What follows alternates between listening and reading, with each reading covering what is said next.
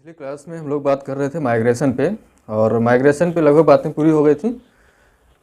हमने last class में जो बात किया था कि माइग्रेशन के प्रकार क्या होते हैं, और उसमें अंतर्राष्ट्रीय प्रवास या माइग्रेशन, इंटरनेशनल माइग्रेशन, राष्ट्रीय प्रवास या आंतरिक प्रवास में हमने देखा था कि प्रवास अंतर्राज्यीय होते हैं। अंतर्राज्यीय प्रवास में भी 4 प्रकार के प्रवास होते हैं, और इन सब पे हमने बात कर ली थी। आज हम बात करेंगे कि प्रवास की प्रवृत्तियां क्या रही हैं, इतिहास से आज तक प्रवास जो हुआ है उसका रुझान कैसा था, नेचर कैसा रहा है। ठीक है, तो प्रवास की प्रवृत्तियां एक हेडिंग आप बना लीजिए। एग्जाम में इससे क्वेश्चंस आता है, 1-2 क्वेश्चंस आए हुए हैं। है तो बहुत छोटा सा हिस्सा, यूँ कहें तो आप प्रवास के एग्जाम्पल्स हैं कुछ, लेकिन प्रश्न वहाँ से बन जाता है कि 18वीं शताब्दी में या 19वीं शताब्दी में प्रवास का प्रमुख कारण क्या था। भाई हर काल में बड़े प्रवास हुए हैं, जैसे 20वीं शताब्दी में 2 महायुद्ध हुए, विश्व युद्ध हुए हैं। विश्व युद्ध के कारण बड़े बड़े प्रवास हुए हैं। अलग अलग देशों में आप देखें तो लाखों की संख्या में जनसंख्या क्या हुई है, विस्थापित हुई है अपनी जगहों को छोड़ करके। तो ये बड़े प्रवास हुए हैं, इन्हीं को हम देख लेते हैं कि अलग अलग काल में कारणों को ध्यान में रख के विशेष रूप से, जैसे 18वीं 19वीं शताब्दी में श्रमिक वर्ग का, मानव श्रम का बहुत ज़्यादा प्रवास हुआ है ना, उपनिवेशवाद के कारण। तो प्रवास की क्या प्रवृत्तियां रही हैं ऐतिहासिक काल से लेकर के आधुनिक काल तक, इस पर थोड़ा सा देख लेते हैं।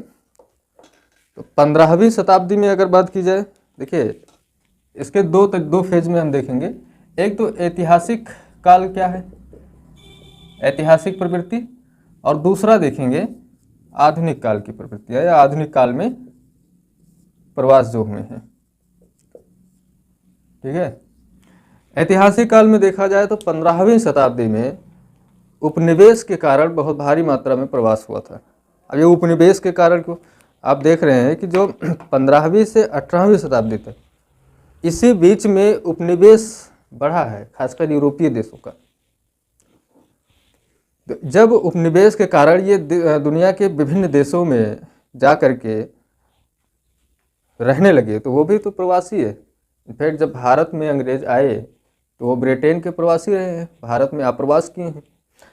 भारत में आने के बाद में ये यहाँ के लोगों को काम करने के लिए अलग अलग द्वीपों पर भेजा। अब जैसे बंधुआ मजदूरी कहते हैं, समुद्र पार भेजा गया, और ये ठीक ठाक मात्रा में भेजा गया, वो भी एक बड़ा प्रवास था। अफ्रीका से लोगों को प्रवासित किया गया, ये उपनिवेश के कारण ही हुआ। तो ये 15वीं से 18वीं शताब्दी के बीच में आप देखेंगे तो जो हुआ है, प्रवास हुआ है, वो किसके कारण हुआ है। 15वीं से 18वीं सदी, इस बीच में उपनिवेशवाद के कारण प्रवास हुआ है। उपनिवेशवादिता, इसका एक कारण ये रहा है।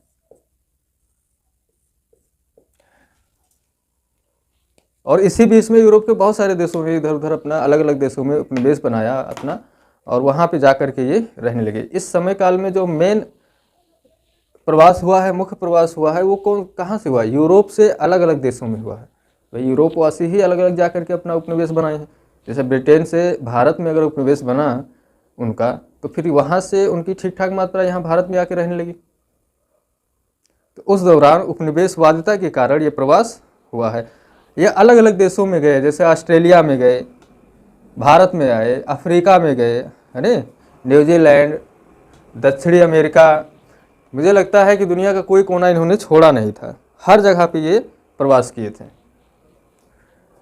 ऐसे अब जब ये प्रवास कर गए तो फिर इनकी वजह से जो दास प्रथा है, कृषि मजदूरों को ये प्रवासित करने लगे। भाई अब मान लीजिए कि अमेरिका में और भारत में दोनों जगहों पर इन्होंने प्रवास किया, इन्हीं का उपनिवेश दोनों है।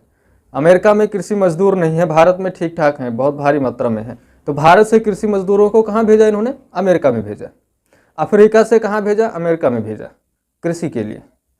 तो ये जो मजदूरों का पलायन हुआ, प्रवास हुआ, ये लगभग 17वीं शताब्दी में इनकी जो प्रवृत्ति रही है वो तीव्र गति से रही है। इस समय ये बहुत तेजी से प्रवास किए थे।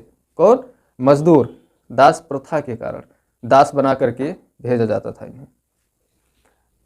तो 17वीं शताब्दी में मजदूरों का प्रवास हुआ, 17वीं सदी में। कारण क्या था? दास प्रथा। ठीक है, दास प्रथा के कारण मजदूरों का या कृषि मजदूरों का प्रवास अलग अलग महाद्वीपों में अलग अलग देशों से बहुत ज़्यादा मात्रा में हुआ, खासतौर पे भारत और अफ्रीका से उस समय। और यही वजह है कि आज दुनिया के हर कोने में भारतीय मिलते हैं। तो आप ध्यान रखिएगा, बहुत सारे देशों में भारतीय मिलते हैं। फिजी उजी में देखिए बहुत बहुत भारी मात्रा में भारतीयों की संख्या है, मॉरिशस है, फिजी है, इन सब जगहों पर। तो यहाँ पे कृषि मजदूर के रूप में भारतीय या अफ्रीकन्स को भेजा गया था, जो कि एक बड़ा प्रवास था उस समय। 19वीं शताब्दी में जो प्रवास हुआ, 19वीं सदी में, इस समय जो प्रवास हुआ था वो दरअसल जनसंख्या की समस्या के कारण हुआ था। भूखमरी, गरीबी, महामारी, अकाल, तो ये कारण जो था, इसकी वजह से लोग क्षेत्र छोड़ के दूसरे क्षेत्र में गए। यहाँ जनसंख्या वृद्धि इसका मेन कारण था। एग्जाम में ऐसे ही आपको मिलेंगे स्टेटमेंट, दे देगा प्रवास की प्रवृत्तियाँ, एक तरफ प्रवास और एक तरफ कारण, और फिर मुख्य कारण जो होंगे वो आपके सामने होंगे ऑप्शन में। ठीक है, जनसंख्या वृद्धि 19वीं शताब्दी में आप देखेंगे तो लगभग देशों में जनसंख्या वृद्धि का जो काल है वो यही काल है।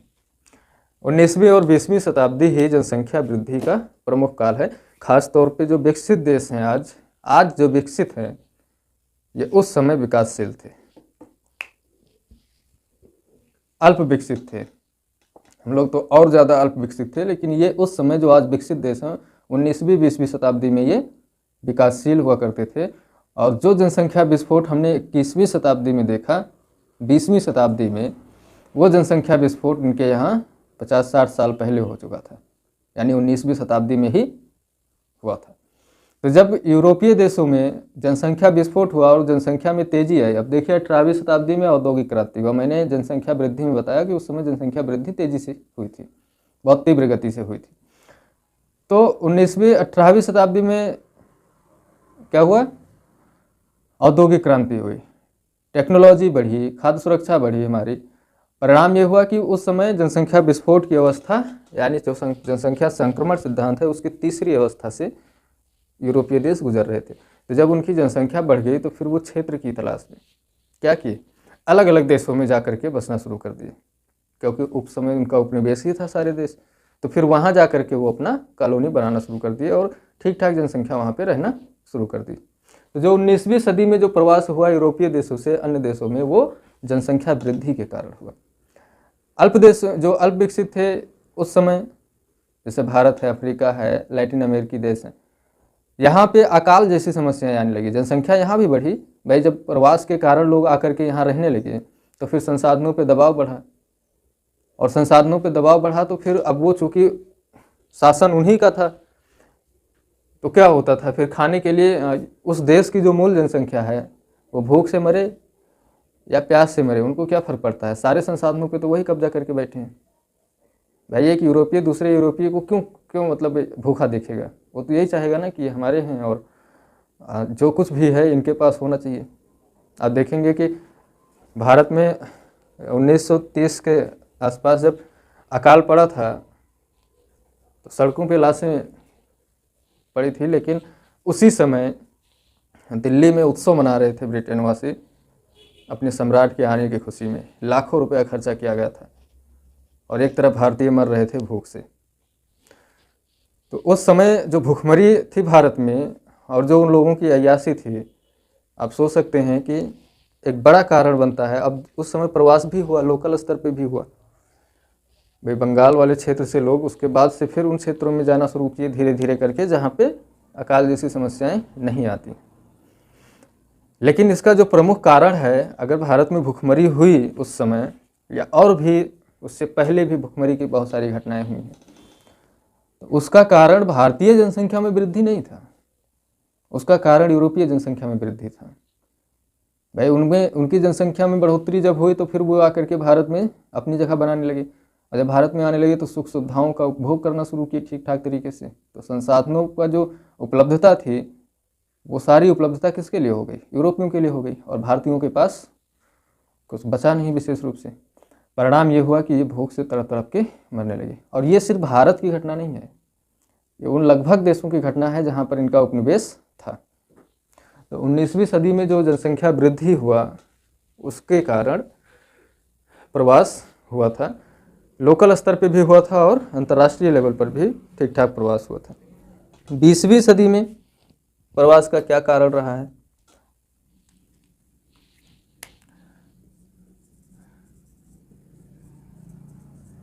20वीं सदी में विश्व युद्ध इसके कारण रहे हैं।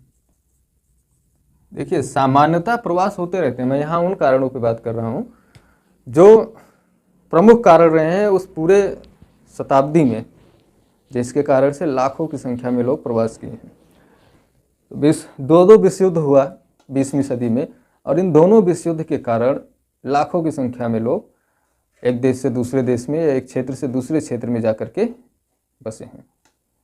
तो यह ऐतिहासिक काल में 15वीं शताब्दी से 20वीं शताब्दी तक आप देखेंगे 500 सालों में प्रवास की जो प्रवृत्ति रही है वो यही थी कि कब किस कारण से प्रवास अधिक मात्रा में हुआ है। आधुनिक प्रवास, आधुनिक काल के जो प्रवास हैं, अगर इनकी बात की जाए तो ये द्वितीय विश्व युद्ध के बाद ही शुरू होते हैं। ठीक है, द्वितीय विश्व युद्ध के बाद में, जैसे भारत पाकिस्तान के बंटवारे के बाद में, एग्जाम्पल्स आप लिख लें, ये प्रवास द्वितीय विश्व युद्ध के बाद होगा।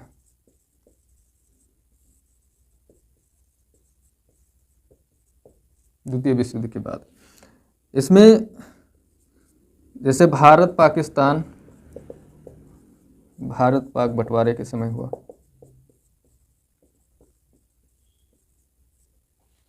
बंटवारे के समय प्रवास, इस दौरान लाखों जनसंख्या भारत से पाकिस्तान की ओर गई और वैसे ही संख्या पाकिस्तान से भारत में पलायन की, यानी प्रवास की है। भारत पाकिस्तान बंटवारे के समय एक बड़ा प्रवास देखने को मिला। द्वितीय विश्व युद्ध खत्म होने के बाद में संयुक्त राष्ट्र की अध्यक्षता में या संयुक्त राष्ट्र की देखरेख में जो प्रवासी रहे हैं, उस विश्व युद्ध के दौरान जो अपना देश छोड़ दिए और जाकर के अलग कहीं बस गए, उनका फिर पुनर्वापसी कराया संयुक्त राष्ट्र ने। लाखों करोड़ों की संख्या में पुनर्वापसी कराया है, यानी आप अपने मूल देश में जाकर के बसने के लिए उनको प्रेरित किया कि भाई आप जहाँ के रहने वाले हैं आप वहाँ जाइए, माहौल शांत है, अब युद्ध नहीं हो रहा है।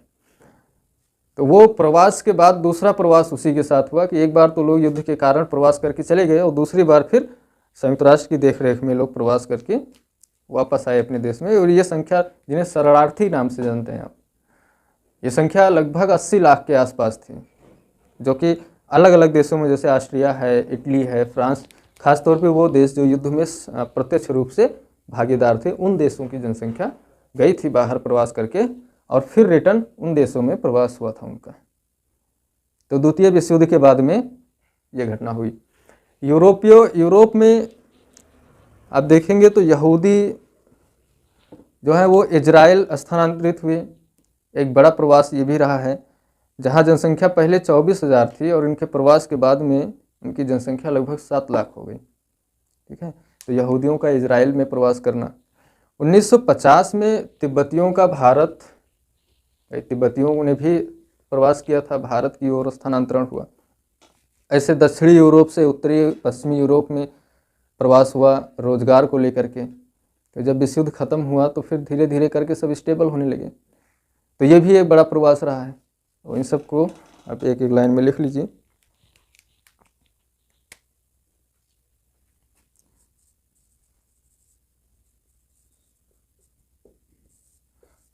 यहूदियों का इजराइल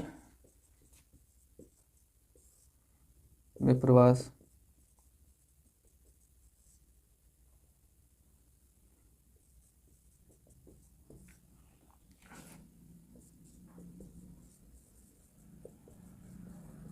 तिब्बतियों का भारत में प्रवास,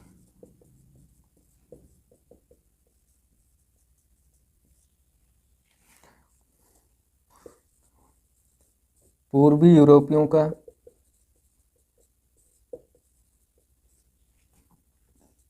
पश्चिमी यूरोप में प्रवास, पश्चिमी यूरोप में रोजगार के लिए प्रवास।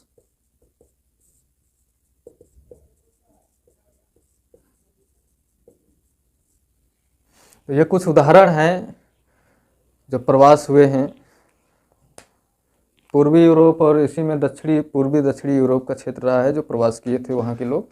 ठीक है, तो ये 1960-65 तक ये प्रवास हुआ था। उसके बाद भी स्थानांतरण होता रहता है, वैश्विक रूप से भी स्थानांतरण हुआ है, लेकिन उसके बाद में जो प्रवास हुआ है वो आप देखेंगे तो डेवलपमेंट को सेंटर में रख के, केंद्र में रख करके वो प्रवास किए गए हैं।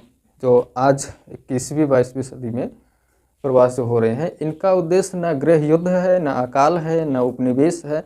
इनका जो कारण है वो ग्लोबल है, ग्लोबल प्रवास होता है जिसे कहते हैं। इसमें रोजगार कारण बनता है। आप IITian हैं, आपको अच्छा पैकेज मिल रहा है तो आप अमेरिका में जाके काम कर रहे हैं। आप डॉक्टर हैं, आप WHO में ज्वाइन कर रहे हैं। रोजगार के अवसर आपको प्रवास करा रहे हैं। तो यही अंतर्राष्ट्रीय प्रवास में हम लोगों ने पढ़ा था कि जो आज जो प्रवास हो रहा है इसे वैश्विक प्रवास कहते हैं। यानी अब कोई बाधाएं नहीं हैं, बिना बाधाओं के आप अपनी ज़रूरतों के हिसाब से जाते आते हैं। चिकित्सा है, शिक्षा है, शादी विवाह जैसी बातें हैं। तो ये सब क्या हैं, आज के कारणों में शामिल होते हैं जो प्रवास के लिए जिम्मेदार हैं।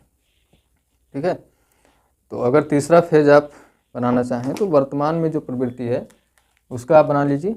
हालांकि ये 2 पॉइंट इंपॉर्टेंट था जो मैंने आपको बताया। ठीक है, शरणार्थियों का, अब जैसे पर्यावरणीय प्रवास भी एक शब्द आपको मिल जाएगा एग्जाम में। एनवायरमेंटल माइग्रेशन क्या होता है? तो पर्यावरणीय प्रवास का मतलब होता है कि जो पर्यावरण में अस्थिरता होती है, जैसे ग्लोबल वार्मिंग, ये पर्यावरणीय प्रवास है। अगर ग्लोबल वार्मिंग के कारण प्रवास हो रहा है या किसी देश का समुद्र जलस्तर बढ़ गया, उस देश डूब रहा है, जैसे मालदीव है, तो अब भाई ये तो है नहीं कि वो मछली बन जाएंगे वहाँ के लोग धीरे धीरे। अगर द्वीप ही डूब गया, देश ही डूब गया, तो फिर उनका प्रवास तो होना तय है, कहीं ना कहीं तो उनको जाना पड़ेगा। फिर चाहे थोड़े थोड़े करके बहुत सारे देशों में जाए, चाहे कोई एक देश ही उनको जगह दे दे। तो पर्यावरणीय प्रवास जो होता है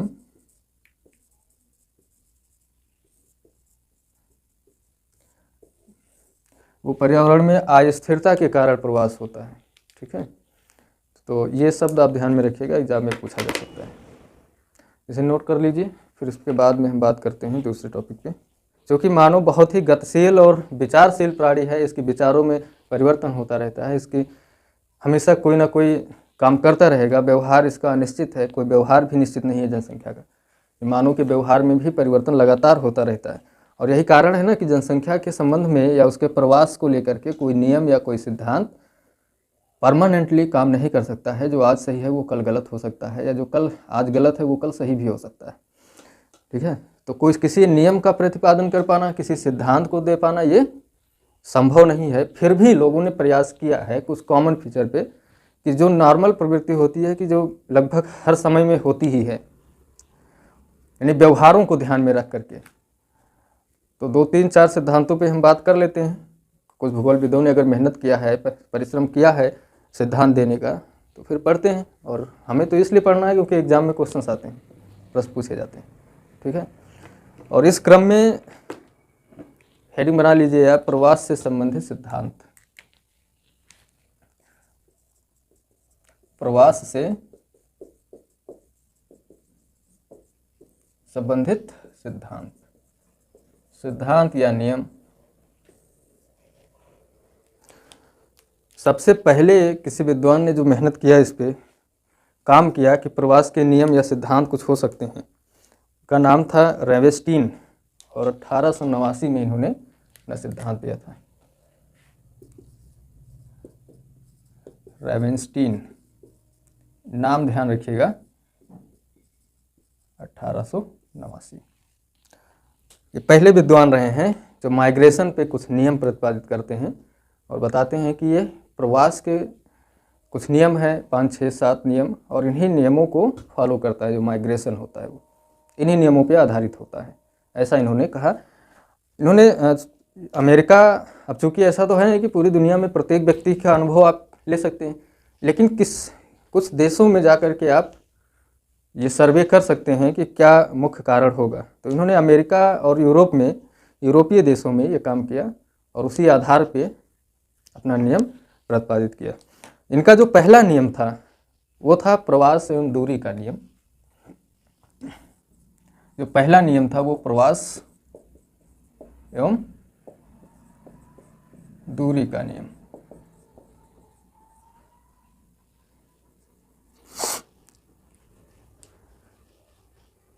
इनके सिद्धांत का नाम ही था रेवेस्टीन का प्रवास नियम। ठीक है, माइग्रेशन रूल, प्रवास नियम सिद्धांत का नाम ही है। तो आप इस बात को कंफ्यूज मत होइएगा, प्रवास के नियम। ठीक है, ये इनका सिद्धांत था। तो कभी कभी एग्जाम में पूछ लेता है कि रेवेस्टीन द्वारा प्रतिपादित किए गए प्रवास संबंधी सिद्धांत का नाम ही पूछ लेता है। तो नाम आप गलत ना करें, प्रवास के नियम है, 1889 में इन्होंने प्रतिपादित किया, नाम रेवेस्टीन था। ठीक है, इनके प्रवास के नियमों में जो पहला नियम था वो क्या था, प्रवास एवं दूरी का नियम। इन्होंने अपने सिद्धांत में बताया कि जो जनसंख्या का प्रवास होता है उसकी एक प्रवृत्ति होती है कि मानव हमेशा न्यूनतम दूरी को चुनता है प्रवास करने के लिए। यानी आप कोशिश करेंगे या मानव कोशिश करता है कि हमें ज़्यादा दूर जा कर के ना रहना पड़े, बल्कि नज़दीक में ही वो चीज़ें मिल जाएं जो हमें बहुत दूर मिल रही हैं। यानी लोग दूरी तय करने से बचने का प्रयास करते हैं। अर्थात प्रवास में सदैव किस दूरी का चयन किया जाता है, सदैव न्यूनतम दूरी का चयन किया जाता है, न्यूनतम दूरी का चयन किया जाता है। अब अगर कम दूरी में वो चीज़ें नहीं मिल रही हैं तभी हम और ज़्यादा दूर जाएंगे। नहीं, अगर आपको सिविल की क्लासेज इलाहाबाद में मिल रही हैं, प्रयागराज में मिल रही हैं, तो फिर आप दूर जा कर के या दिल्ली में जा कर के नहीं रहना चाहेंगे। कोशिश करेंगे आप कि इससे भी नज़दीक घर के आसपास ही कहीं पे ये फैसिलिटी जो हमें दिल्ली में मिल रही है वो सुविधाएं अपने घर के आसपास 10, 20, 50 किलोमीटर के दायरे में ही अगर ये सुविधाएं मिल जाती हैं तो फिर हम वहीं रहना चाहेंगे, दिल्ली नहीं जाना पसंद करेंगे। लेकिन अगर ये सुविधाएं नहीं मिलेंगी तो फिर मजबूरी है, जाना ही पड़ेगा आपको वहाँ पे। तो ये होता है प्रवास के नियम में दूरी का नियम जो सदैव न्यूनतम होती है। ये इनका पहला नियम था जो इन्होंने अपनी बात कही। दूसरा नियम यह है कि प्रवास क्रमिक रूप से क्या होता है, बढ़ता है। इन्होंने कहा कि प्रवास क्रमिक रूप से बढ़ता है, ये इनका दूसरा नियम था। इनके कहने का अर्थ ये था कि अगर आज प्रवास 10 लोगों का हो रहा है तो आने वाले समय में ये प्रवास 20 लोगों का होगा, 25 लोगों का होगा। धीरे धीरे ये लगातार बढ़ेगा, प्रवास कम नहीं होगा कभी। आप खुद ही देखिए कि आपने पढ़ाई करने के लिए अपने घर से बाहर आपने प्रवास किया किसी शहर में, अगर आपको अपने घर पे वो सुविधाएं नहीं मिल पा रही हैं तो फिर शहर में आपने प्रवास किया इंस्टीट्यूट के लिए या हायर एजुकेशन के लिए, रिसर्च के लिए। आज आप अकेले निकले हैं, लेकिन आपने देखा होगा कि उसके बाद में 1 साल बाद 2-3 बच्चे और बाहर हुए घर से, फिर धीरे धीरे 4 बच्चे बाहर हुए, फिर एक समय आया कि गांव के लगभग हर घर से कोई ना कोई बच्चा बाहर रह के पढ़ाई कर रहा है।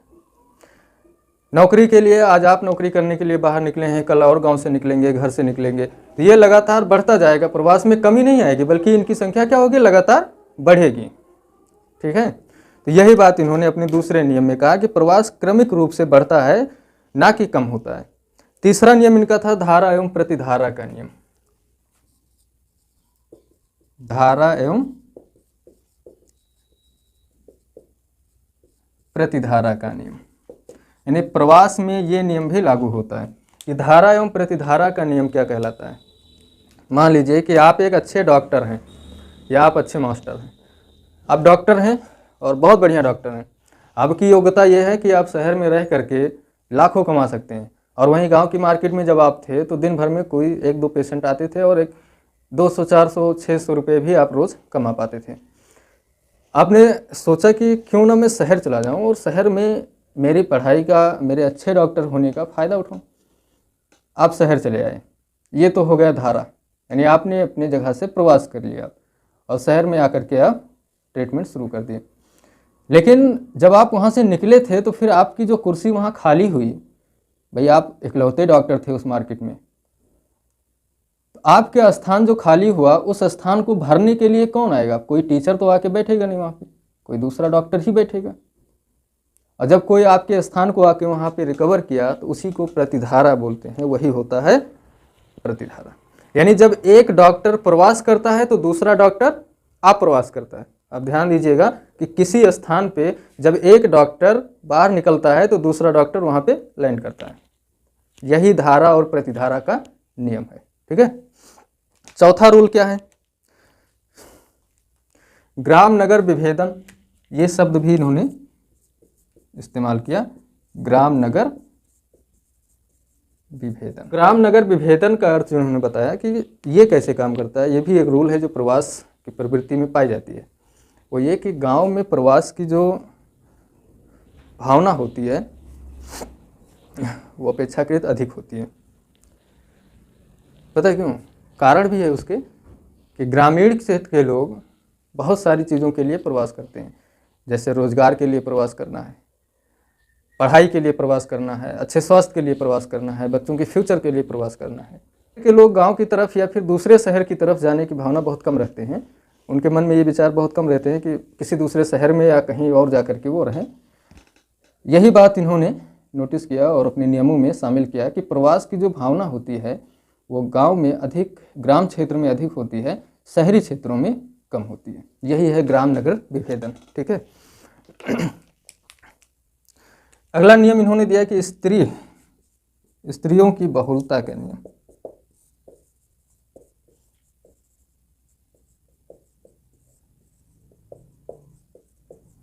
स्त्रियों की बहुलता का नियम इन्होंने बताया कि जो कम दूरी का प्रवास होता है उसमें महिलाओं की बहुलता होती है, यानी इनकी संख्या अधिक होती है। कम दूरी की जो प्रवास हैं उसमें स्त्रियों की संख्या अधिक होती है, जबकि अधिक दूरी का अगर प्रवास करना है तो उसमें पुरुषों की संख्या अधिक होती है। ये नियम में इन्होंने अपने ये बात स्पष्ट किया। और ये बात सही भी है कि जो अधिक दूरी की बात आती है तो महिलाएं बहुत कम प्रवास करती हैं। आप देखेंगे कि रोजगार के लिए जब कोई शहर की तरफ जाता है तो अगर 100 लोग प्रवास किए हैं किसी क्षेत्र से तो उसमें से 10 ही या उससे भी कम लोग होंगे जो अपने परिवार के साथ में गए हैं, अन्यथा पुरुष वर्ग ही लंबी दूरी का प्रवास करता है, महिलाएं बहुत कम करती हैं। ठीक है। अगला फैक्टर इन्होंने माना कि औद्योगिक प्रगति का नियम इन्होंने दिया, औद्योगिक प्रगति।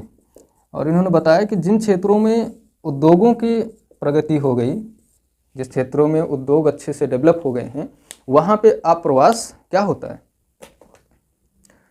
बढ़ा है। भाई अब कोई शहर है जो औद्योगिक रूप से भी डेवलप है, तकनीकी रूप से विकसित है, तो फिर उस क्षेत्र में प्रवास की भावना बाहर के क्षेत्रों से लोगों की बढ़ जाएगी और लोग वहाँ आकर के रहना पसंद करेंगे धीरे धीरे। तो प्रवास का और इंडस्ट्रियलाइजेशन का सीधा संबंध है। आप कह सकते हैं कि जहाँ पे औद्योगिक सेंटर है वहाँ पे प्रवास हुआ है, लोग वहाँ पे जा करके बसे हैं, अप्रवास हुआ है। ठीक है। और 7वां नियम इन्होंने दिया कि आर्थिक उद्देश्य की जो बहुलता होती है, आर्थिक उद्देश्य की प्रमुखता, प्रवास का एक कॉमन फैक्टर है ये, आर्थिक जरूरत। यानी जितने प्रवास हो रहे हैं, अगर आपको लग रहा है कि 100 लोगों ने प्रवास किया है आपके गांव से, आप देखेंगे कि उसमें से 80 लोग या 90 लोग ऐसे होंगे जो आर्थिक जरूरतों के लिए प्रवास किए, पैसा कमाने के लिए प्रवास किए। यानी उनकी आर्थिक ज़रूरतें हैं, कुछ इकोनॉमिक रिक्वायरमेंट है कि उन्होंने अपने घर से बाहर जा कर के काम कर रहे हैं और पैसे कमा रहे हैं और अपनी ज़रूरतें पूरी कर रहे हैं। बाकी उद्देश्यों के लिए बहुत कम प्रवास होता है, लेकिन आर्थिक उद्देश्यों को पूरा करने के लिए प्रवास अधिक होता है। ठीक है। तो इसमें ये 7 नियम रेवेनस्टीन ने दिया था प्रवास से संबंधित, और इसमें से लगभग 7 के 7 नियम व्यवहारिक रूप में आपको सही साबित होते हैं, सत्य दिखाई देते हैं, आज भी दिखाई देते हैं और आगे भी ये होंगे। बहुत सोच समझ कर इन्होंने अपना नियम दिया कि इसमें कोई बदलाव आएगा नहीं। ये सारे उद्देश्य क्या होंगे? ये लगभग सारे नियम हमेशा लागू होंगे प्रवास पे। तो ये रेवेनस्टीन का प्रवास संबंधी सिद्धांत था। इसके बाद में ली का सिद्धांत है और एक गुरुत्व मॉडल है, उस पर भी हम चर्चा करेंगे जो कि अगली क्लास में होगी।